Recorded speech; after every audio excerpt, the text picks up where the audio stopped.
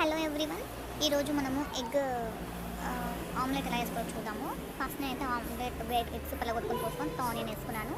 ఆ తర్వాత పచ్చిమిర్చి చిన్నగా కట్ చేసుకొని ఆ పచ్చిమిర్చి ముక్కలన్నీ వేసేసుకున్నాను. ఆ తర్వాత లైట్గా ధనియాల పొడి, అంటే కొంచెం ధనియాల పొడి 1/4 టేబుల్ స్పూన్ ధనియాల పొడి వేసుకోవాలి. నేను 2 ఎగ్స్ తీసుకున్నాను. సో దాని తర్వాత మనము కొద్దిగంత జీలకర్ర తీసుకుందాము. అది కూడా 1/4 టేబుల్ స్పూన్ అంత జీలకర్ర తీసుకుందాము. జీలకర్ర పళ్ళ కింద తాకుతుంటే మంచి టేస్ట్ వస్తుందన్నమాట. చిటికేడు పసుపు, మీకు పసుపు అందరూ ఇంట్లో ఉండేది కదా, సో దాన్ని చిటికేడు పసుపు తీసుకున్నాము. ఆ తర్వాత కొద్దిగా లైట్గా అల్లం వెల్లుల్లి పేస్ట్ తీసుకుందాము.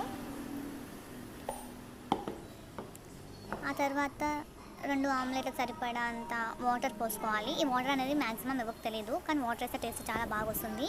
2 ఎగ్స్కి 2 టేబుల్ స్పూన్స్ ఆఫ్ వాటర్ అయితే సరిపోతుంది. ఇంకొంచెం ఎక్కువ తీసుకున్నా కానీ పర్లేదు, ఏం కాదు, టేస్ట్ ఇంకా మంచిగా వస్తుంది. అదేవిధంగా స్మెల్ అయితే ఇంకా చాలా బాగా వస్తుంది వాటర్ వేయడం వల్ల చేస్తున్నప్పుడు. ఆ తర్వాత టేస్ట్కి సరిపడా చిటికేడు ఉప్పు వేసుకుందాము. 2 ఎగ్స్కి అయితే చిటికేడు సరిపోతుంది. ఉప్పు తక్కువ ఉంటేనే టేస్ట్ చాలా రుచిగా అనిపిస్తుంది. దీన్ని మొత్తం పూర్తిగా చక్కగా కలుపుకోవాలి.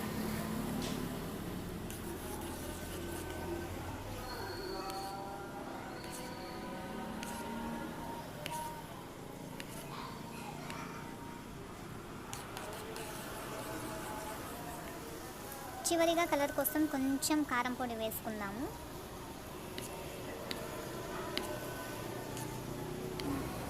ఆ తర్వాత స్టవ్ ఆన్ చేసుకొని పెన్నం పెట్టేసుకొని దానిపైన లైట్గా ఆయిల్ వేసుకోండి. ఆయిల్ వేసుకుంటే కింద అతుక్కోకుండా ఉంటుంది ఆమ్లెట్, అందుకే ఆయిల్ వేసుకుంటారు. ఆ తర్వాత ఎగ్ దానిపైన పోసి స్పూన్తో కానీ లేదా మీరు డైరెక్ట్గా పెన్నంతోనే చేసేసుకోవచ్చు, తిప్పుకోవచ్చు, మంచిగానే వస్తుంది. కాకపోతే పెన్నంతో రాదు అనే వాళ్ళకి ఇలా స్పూన్ యూస్ చేసుకోవచ్చు. తర్వాత ఆమ్లెట్ ఒక సైడ్ కాలిన తర్వాత తిప్పేసుకోండి. చూడండి కలర్ ఏ విధంగా వచ్చిందో. టేస్ట్ మాత్రం చాలా బాగుందండి. చూడండి ఒకసారి మనం టేస్ట్ చేద్దాము.